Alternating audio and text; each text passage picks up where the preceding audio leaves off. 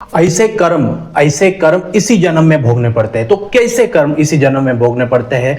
आपका क्रियमान से संचित का प्रारब्ध बन के इसी जन्म में इतना जल्दी क्यों आ जाता है, इसके बारे में बात करेंगे। और एक चीज के बारे में एक एग्जांपल बताऊंगा आपको कि किस तरह से लोग चेंज होते हैं। लोगों का प्रारब्ध चेंज होकर उनके सामने आ जाता है और इसी जन्म में आता है, इसी जन्म में भोगने पड़ते हैं। तो उसी के लिए आज हम ये पूरा वीडियो देखेंगे। मेरे क्या है कि मेरे आजू बाजू में बहुत सारे लोग ऐसे रहते हैं, बहुत सारे आपके आजू बाजू में भी लोग रहेंगे, लेकिन उनका आपका ऑब्जर्वेशन वो नहीं है। ठीक है, मैं वो चीजें ढूंढता हूं कि किसके लाइफ में क्या चल रहा है, ऐसा क्यों हुआ। मैं कर्मा पे बात करता हूं तो मैं लोगों की लाइफ को एक्सप्लोर करने की कोशिश करता हूं और वही चीजें मैं आपको एग्जाम्पल के द्वारा समझाने की कोशिश करता हूं। तो आज की जो मैं एग्जाम्पल देने वाला हूं उसको समझो आप कि हमें लाइफ में क्या नहीं करना है, हमें लाइफ में क्या नहीं करना है, और लोगों के कर्म उनके लाइफ में कैसे आके खड़े हो जाते हैं और उसका इंपैक्ट फिर हमारे लाइफ में कैसे आता है, वो आज मैं आप लोगों को बताऊंगा। देखो मैंने क्या बोला, देखो कि ऐसे कर्म अभी भोगने पड़ेंगे, ऐसे कर्म इसी जन्म में भोगने पड़ेंगे। तो कैसे? देखो मेरे रिलेटिव में एक इंसान है, बहुत पास का एक इंसान है। उसकी लाइफ अगर मैं बताऊं आपको तो वो इंसान पूरे होल फैमिली में सबसे टॉप में था, होल फैमिली में सबसे टॉप में था। मतलब एक प्राइवेट कंपनी में अच्छे पोस्ट पे था वो। ठीक है, हमारे गांव के पास में एक कंपनी है, वहां पे उस कंपनी में एक हाईएस्ट पोस्ट पे था। ठीक है, तो सारे लोग गरीब थे और वो अकेला ही फैमिली से बड़ा हो गया। तो वो जब बड़ा हुआ तो उसके मन में एक अहंकार जागा। उसको 2 लड़के, ठीक है, इतना वो कंपनी के पास में उसका इतना बड़ा घर, महल जैसा घर। ठीक है, घर में पूरी फैसिलिटी, बोरवेल है, गाड़ी है, घोड़ा है, सब कुछ। उसके घर आस पास में खेती बाड़ी भी है। ठीक है, 2 लड़के हैं। ठीक है, उसके बाद में उसकी वाइफ, ठीक है, उसकी 4 लोगों की फैमिली। ठीक है, उसके बाद में बड़े लड़के की शादी हो जाती है। उसके घर में कमांडर, समझ लो 1994 में 95 में 6 में उनके घर में कमांडर है। तो वो लोग कार से जाना आना करते, कमांडर जो आती थी ना, तो वो कमांडर थी। उसके बाद में उनके घर में बुलेट थी, उनके घर में बड़ी एक ओनिडा की शायद टीवी थी, बीपीएल की टीवी थी। उनके पास घर में सीडी प्लेयर था, उनके पास में डेक था, टेप रिकॉर्डर बजने के लिए। इनके बड़े बड़े कैसेट रहते थे उनके घर में सारे इक्विपमेंट्स। ठीक है, तो घर भरा पूरा धन धान्य वैभव से भरा हुआ घर था वो। ठीक है, किस्मत ऐसे चेंज हुई कि जब उनके पास में इतनी प्रॉपर्टी आई, उनकी इतनी ये की, तो वो इंसान अहंकार में आ गया और अपने बच्चों को उसने गलत संस्कार दे दिए। ठीक है, गलत संस्कार दे दिए। तो वो फिर कैसे हुआ? देखो वो इंसान झोपड़ी से महल में गया, वो इंसान महल से झोपड़ी में गया। उसके पास में महल था, फिर वो झोपड़ी में गया। ठीक है, फिर झोपड़ी में जब आया, उसको पता चला कि अपने कर्म अच्छे नहीं थे, तो फिर उसने अपने क्रियामान चेंज किए। फिर वो झोपड़ी से महल में गया, अभी वो महल में ही रह रहा है, छोटा बड़ा उसका महल ही है। तो बड़ा महल में से झोपड़ी में आया, फिर झोपड़ी से महल में गया, एक ही लाइफ में। ठीक है, देखो प्रारब्ध उसके चेंज हुए। ठीक है, देखो क्या हुआ था, उसके कर्म कैसे खराब हुए। वो लोगों को चिल्लर समझ रहा था, ऐसा चिल्लर, किसी की भी शादी में जाना, किसी को भी कुछ बोल देना, उतर के ऐसा मुंह पे बोल देना। ठीक है, ये क्या है, ऐसा वैसा ऐसा बोल देना। तो मतलब हमारे परिवार वाले बोलते हैं कि ये इंसान के पास जब इसकी चलती थी, ये इंसान के पास में ये होता था, उसके पास खाने के लिए रहता था, सब कुछ रहता था। हम लोग तो गरीब थे, तो कोई ऐसा उसके कमांडर में, वो कंपनी में काम करता था, तो उस कंपनी से पार्ले जी बिस्किट्स मिलते थे, तो उसके कमांडर में बिस्किट्स ला के रखते थे वो लोग, कभी गाँव आते समय बांटने के लिए। तो हम लोग तो गरीब थे, तो हम लोग ऐसे खेलते रहते थे, हम साइड से जाते थे, तो हमारे हाथ में एक पार्ले जी का बिस्किट का पूड़ा भी नहीं रखता था, वो पैकेट भी नहीं रखते थे और दूसरों को दे देते थे। ठीक है, हमारा रिलेटिव होके। तो वो फिर ऐसा उसका प्रारब्ध चेंज हुआ, अहंकार में ये हो गया, बच्चों को उसके अच्छे संस्कार नहीं दिए गए। ठीक है, तो उसने क्या किया, लोगों को तो रिस्पेक्ट नहीं दी। ठीक है, लेकिन उसका सबसे बुरा प्रारब्ध क्या हुआ, जैसे उसकी बड़े लड़के की शादी हुई, बड़े लड़की को बहुत धूमधाम से शादी हुई, तो उस बहू को उसने बहुत अच्छा ट्रीटमेंट नहीं दिया। उसने अच्छा ट्रीटमेंट नहीं दिया। जो उसकी वाइफ थी उसने भी उस बहू को ट्रीटमेंट अच्छा नहीं दिया, और ये जो ससुर था उसने भी ट्रीटमेंट अच्छा नहीं दिया। और उसको मारना, वो पति को उसके मतलब अपने लड़के को ज्यादा चढ़ा देना, उसको मारना, उसके साथ गलत व्यवहार करना, ठीक है, ऐसा उसने सुलूक चालू किया। उनके कर्म इतने तक भी खराब थे कि उस बहू को उन्होंने पैर में बांध के कुएं में डाल दिया था, पैर में डाल के कुएं में डाल दिया था, ठीक है। तो आजू बाजू के आए लोग वो निकाले, वो देखी है मैंने वो इंसिडेंट्स देखे हैं, ठीक है। तो उसको कुएं में डाल दिया, फिर उसके बाद में उसकी जो जांग रहती है उस जांग में सब्बल डाल दिया, इतना बड़ा राड जो रहता है ना, उसकी जो जांग रहती उस जांग में ऐसी सब्बल डाल दिया था, ठीक है। ये ससुर और वो लड़का मिलके उसके जांग में सब्बल डाल दिया और रॉड डाल दिया, समझो। तो इतना बुरा अपराध। अभी भी फिर वो कुछ सालों के बाद हमसे, वो लड़की थी, फिर क्या हुआ, उसको इतना उन्होंने परेशान किया, तो वो लड़की चली गई अपने 2 लड़कियों को लेके, उनको फिर उसको 2 लड़कियां थी, वो लड़के चली गई, फिर अपना उसने चालू किया।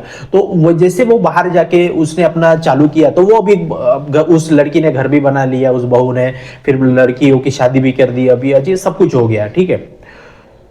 वो कुछ सालों के बाद मिली हमको, तो उसने अपनी ये जांग उठा के दिखाई, तो जांग में इतना बड़ा होल था अभी भी। क्यों? कि उसने बताया कि ये ससुर ने और वो उसके पति ने इतनी बड़ी सब्बल, इतनी बड़ी रॉड उसके जांग में डाल दी थी, ठीक है, वो देखा हमने।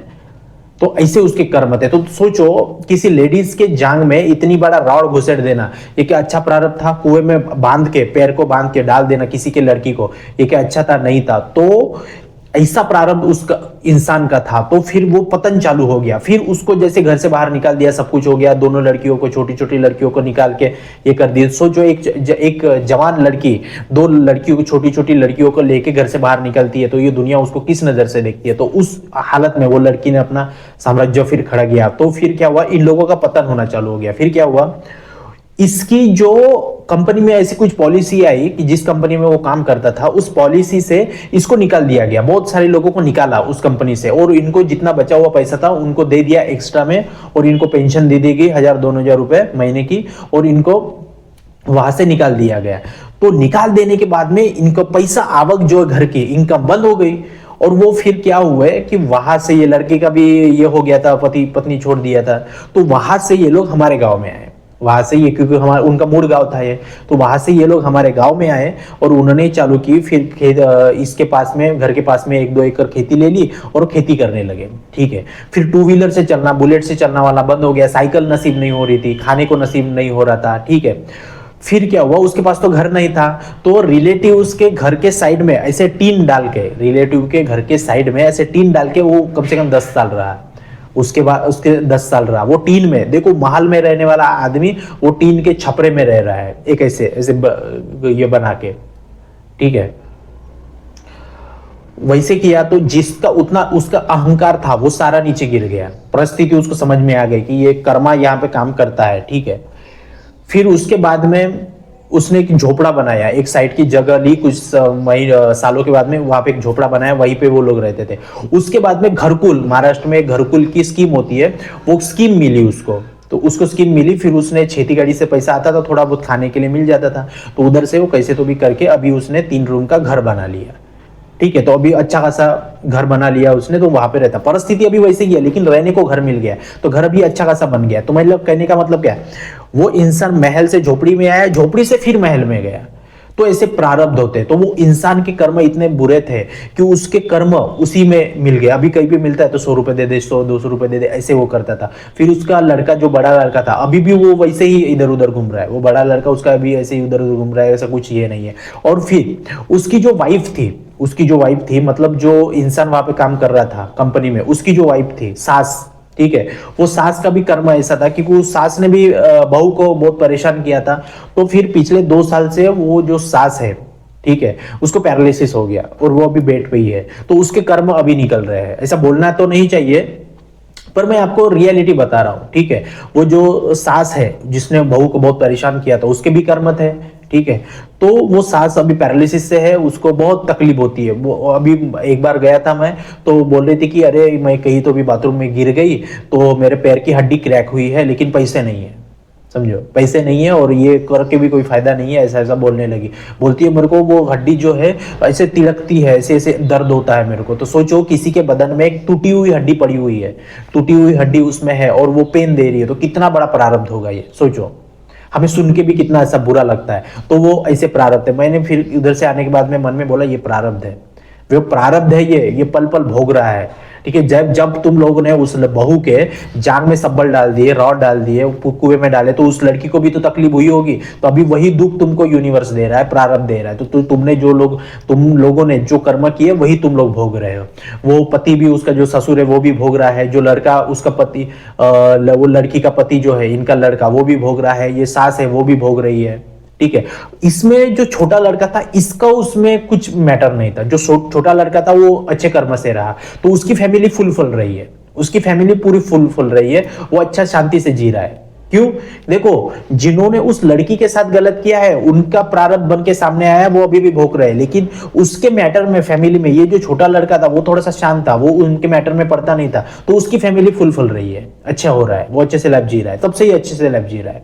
ठीक है, तो इस तरह से आपके, मेरा कहने का मतलब क्या है, अगर इस जन्म में आपने कोई कर्मा किए हैं और उसकी इंटेंसिटी इतनी है, तो प्रारब्ध क्या करेगा, आपके संचित से निकाल के अभी के अभी आपको प्रारब्ध दे देगा, समझ देगा, और उसका एग्जाम्पल दुनिया को भी बता देगा कि ऐसा नहीं करना है।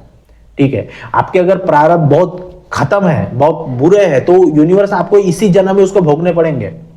हो सकता है उसका 10% सिर्फ इस जन्म में वो भोग रहे हैं, 10%। हो सकता है उसका 90% प्रारब्ध आगे भोगने वाले हैं। वो अभी हम जो देख रहे हैं उनकी परिस्थिति, वो सिर्फ 10% होगी, यूनिवर्स ने 10% लगा दिया, और 90% की जो प्रारब्ध है वो आगे वो लोग भोगने वाले होंगे। देखो, ऐसा भी होता है, क्या पता हमें 90% और भोगना बाकी होगा। तो अभी तो वो बूढ़े हो रहे हैं, तो फिर एक शरीर धारण करेंगे, फिर जन्म लेंगे, फिर वो भोगेंगे, समझो। तो इसीलिए जो भी क्रियामान कर रहे हो, डेली का क्रियामान, ठीक है, वो इतना पावरफुल है कि वो संचित में जाके ऐसा प्रारब्ध आके खड़ा हो जाएगा कि बहुत मचा देगा, ये पूरी दुनिया ऐसे मचा देगा। इसलिए अपने कर्मा से डरो और अपने लाइफ में आगे बढ़ो। तो यही मैं स्टोरी आप लोगों के साथ शेयर करना चाहता था, समझो।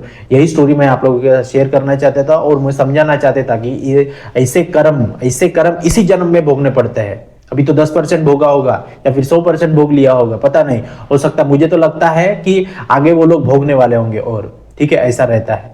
तो किसी के साथ में गलत कर्मा करना नहीं और अपना कर्मा कभी खराब करना नहीं। तो ठीक है, बहुत बहुत थैंक यू वीडियो को देखने के लिए। और जो लोग नए होंगे वो चैनल को सब्सक्राइब करो, बिना सब्सक्राइब किए मत जाना, क्योंकि आपके एक सब्सक्राइब से हमें मोटिवेशन, इंस्पिरेशन मिलती है।